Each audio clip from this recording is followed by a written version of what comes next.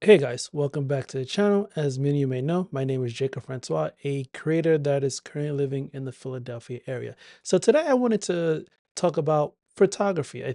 I think in my last videos, I've been talking more about videography or cinematography or whatever you want to call it, but more on the video side of cameras. And I want to take a step back and start talking about photography again, because at the end of the day, I am a photographer. That is the one thing that I wouldn't say I'm an expert at, but I've definitely put in a good amount of years fine tuning how I like to shoot things and how my eye works.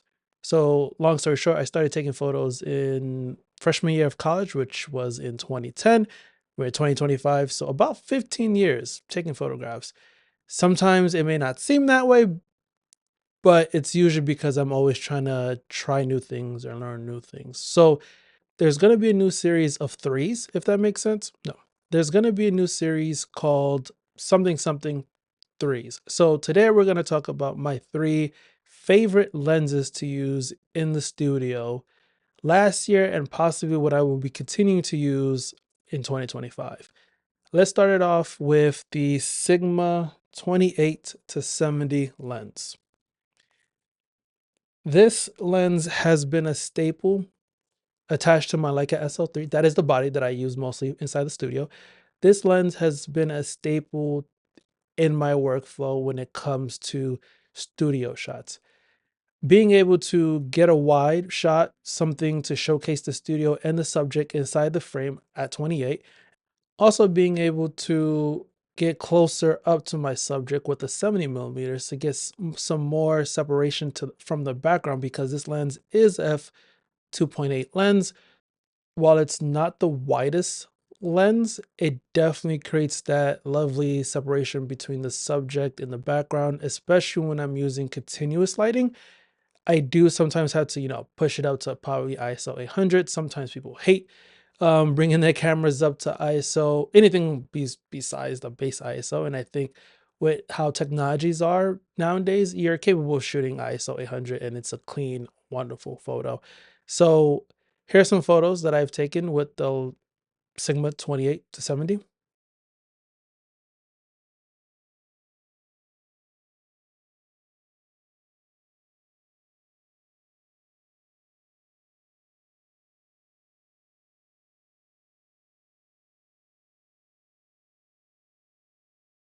The next lens I want to talk about is a lens that I recently just purchased. I purchased it to honestly go out more on the field to shoot whenever I am on vacation or whenever I'm out and about in the city going into, any hotels or any restaurants.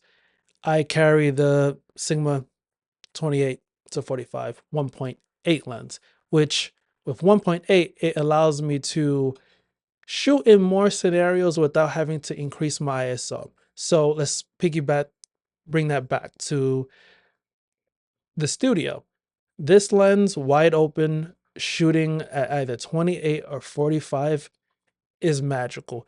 There's just something about shooting at 1.8 and within that focal length and just using my feet to move in and out of the subject to see what my framing is brings you back to, I don't want to say this, more of a manual type of shooting, because I am actually moving my feet around more to compose my shot and to take different type of angle shots of my subject inside the space.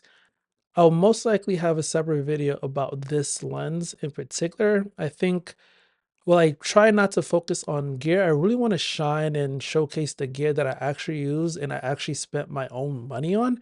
Um, as you already noticed, both the lenses I've talked about is a Sigma lens. But here are some photos taken with the Sigma 28 to 45 1.8 inside the studio. While there's not many, I hope to add more to it in the future.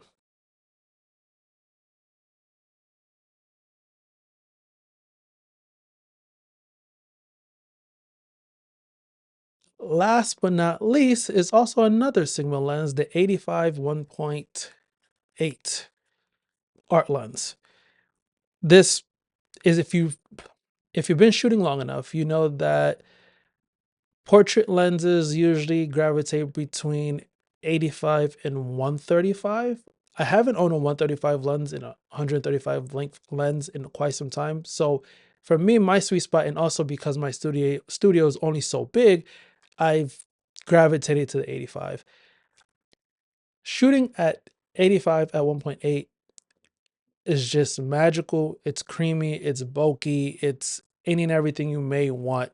Of course, I in the studio, I tend to also stop this lens down just because that depth of field is a little too shallow. So when I'm shooting a subject, I don't want the iris to be in focus and automatically the eyelashes out of focus. It just looks kind of weird. So where I usually shoot this lens is roughly around a 2.8, maybe a f4, depending on how much light I have inside the studio. Because like I said, in the studio, I've been using constant lights for most in the last few months. So here's some photos taken with the Sigma 85 1.8.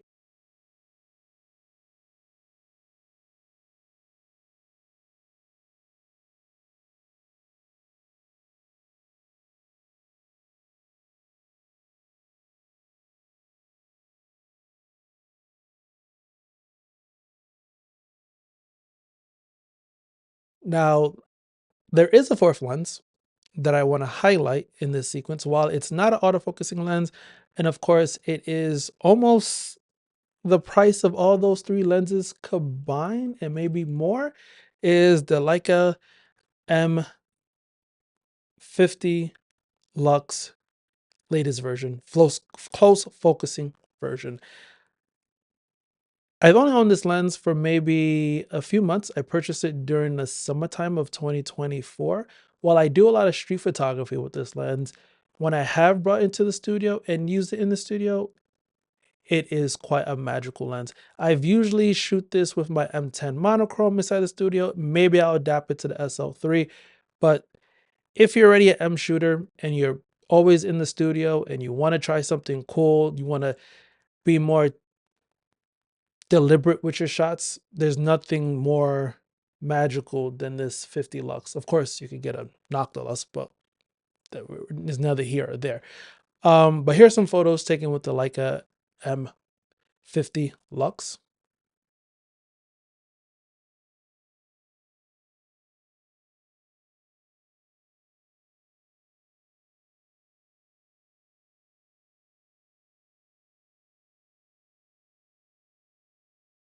So those are my three favorite lenses currently shooting inside the studio. I don't know if I needing any lenses, honestly. Maybe something wide, maybe like a 16 or 21 to shoot in the studio.